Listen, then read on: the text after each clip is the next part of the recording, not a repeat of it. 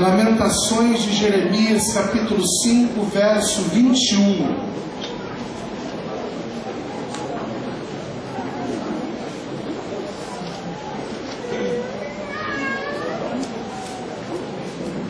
Quem escreveu esse livro de Lamentações foi Jeremias.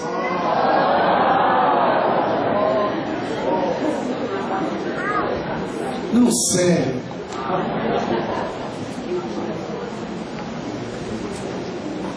E eu descobri isso sozinho, pastor Tom. Quem encontrou, diga amém. Amém. Diz assim a palavra do Senhor em Lamentações de Jeremias, capítulo 5, verso 20. Por que te esqueces de nós sempre? Por que nos desamparas por tanto tempo? Restaura-nos, ó Senhor, a Ti, para que retornemos. Renova os nossos dias como dantes, a menos que nos tenha rejeitado totalmente e estás sobremaneira irado contra nós. Amém? Amém. Podemos assentar, por favor.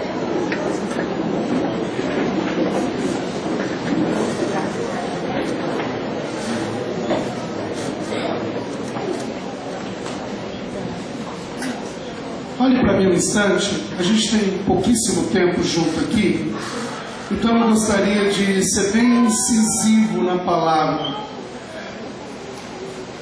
Eu gostaria de passar aqui o tempo explicando que é muito interessante você saber o porquê desse livro. Se você ler os 5 capítulos, o comecinho, cada versículo 1 de cada capítulo, fala justamente, mais intensamente, sobre essa lamentação de Jeremias.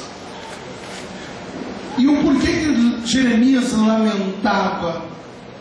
Porque depois de tentar, mais de 50 capítulos nós lemos o livro do profeta Jeremias, um dos profetas maiores, o homem que amava a sua nação e teve que profetizar contra ela. E sempre, comigo eu tenho que Jeremias era aquele profeta que mais desejava no seu íntimo a mudança do povo, dos líderes, e que o povo se convertesse a Deus. Eu sempre tenho comigo, quando leio o livro de Jeremias, e só faz barulho,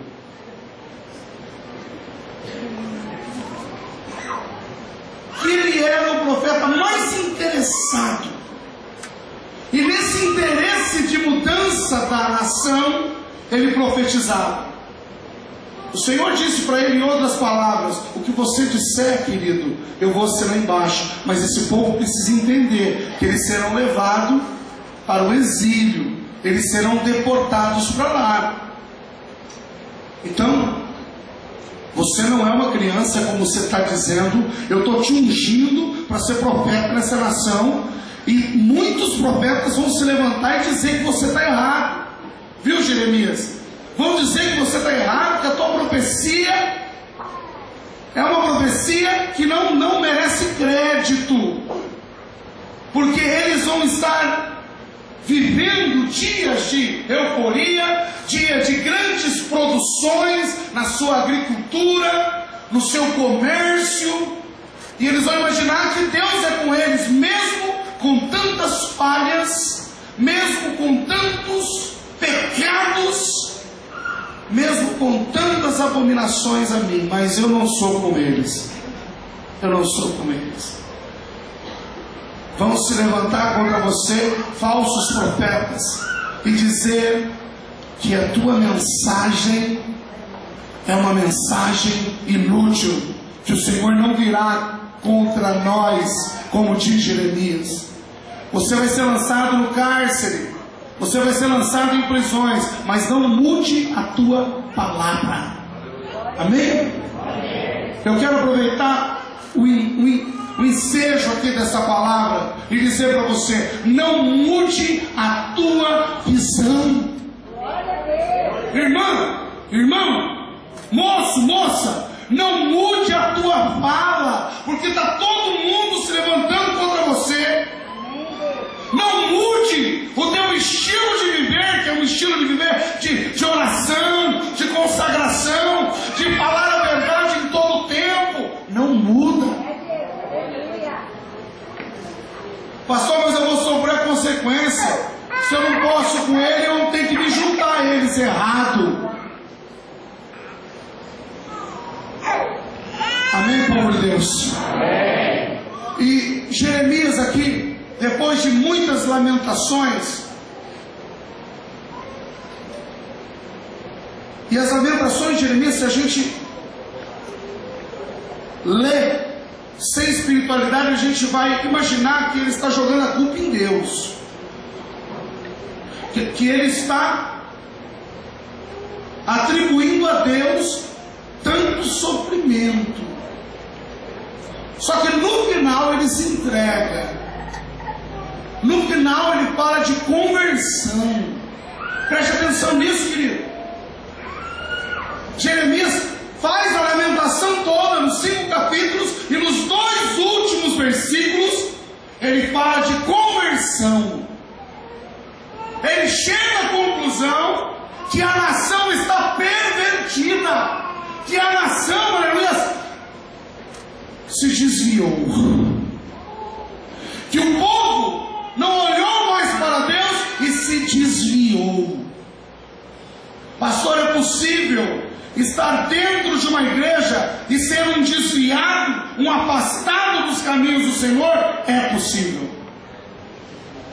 E eu vou te dizer o porquê. O Senhor dizia para Israel: convertei-vos a mim, quebrantai os vossos corações, não rasguem as suas vestes externas, não, rasguem os vossos corações, humilhem-se perante mim, façam o que é certo diante dos meus olhos, quebrem os ídolos, quebrem os baalins, os altares para Azera.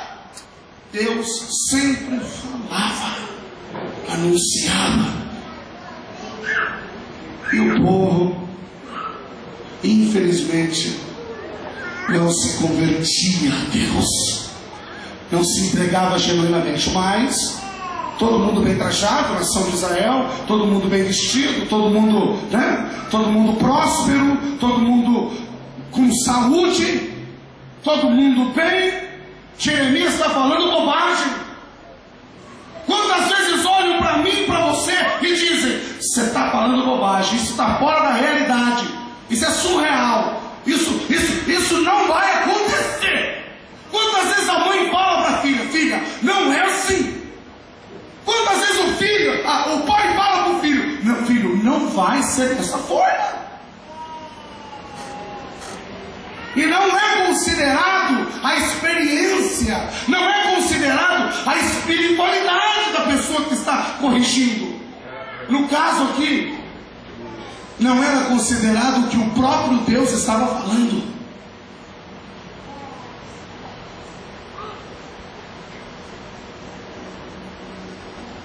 E Jeremias fala de conversão no final. Ele sabia que o povo estava desviado, fingia servir a Deus, imaginava-se que estava agradando a Deus, mas os altares estavam erguidos a outros deuses. Nós temos colocado outros deuses, nós temos levantado outros altares. Fogo estranho tem entrado no altar que era para ser o altar de Deus.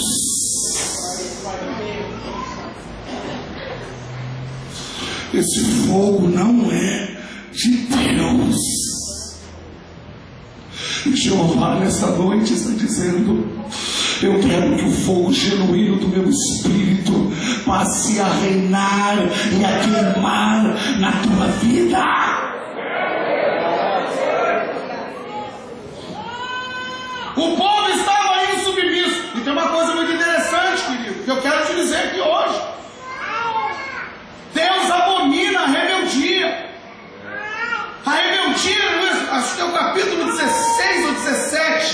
de 1 Samuel diz para nós.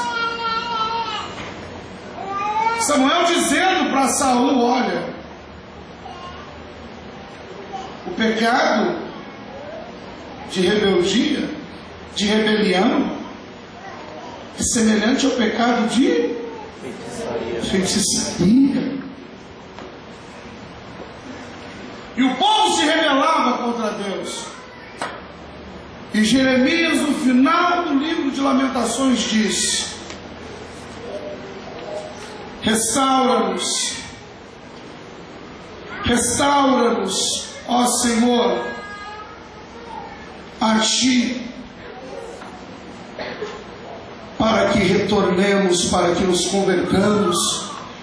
Renova os nossos dias como dantes, a menos que tenhas rejeitado totalmente e está sobremaneira irado contra nós.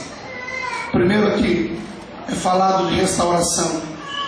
Sem antes acontecer a restauração, não vai acontecer a renovação. Amém? Diz o teu irmão de lado: sem restauração não haverá renovação. Jeremias fala primeiro aqui de restauração. E restaurar, querido, é no sentido de reparação, de restabelecimento, de reconstrução. Amém? No sentido de conserto, no sentido de retornar à velha imagem, retornar ao centro da situação. Amém, povo de Deus? Então, restauração. Talvez você nessa noite está aqui e se sente vazio, ou às vezes até se sente só, e faz muitas coisas que você sente que está desagradando ao Pai, mas não tem força para fazer o que é correto, não tem força para tomar uma decisão, não tem força para encarar a realidade e dizer: eu não quero mais. Ele te trouxe aqui nessa noite para te restaurar. Restauração. E quando se fala em restauração, é de algo que já existe e precisa ser reparado, restaurado. Então o Senhor nessa noite pega os pedaços que estão fora de ti e vai colocar tudo em ordem. Jeová está mandando te dizer: eu vou colocar o meu vaso na situação e na posição certa para eu derramar do meu Espírito sobre ele. Quem é vaso do Senhor aqui e precisa ser restaurado, esta é a tua oportunidade. O Senhor está dizendo: eu te restauro. A restauração vem primeiro.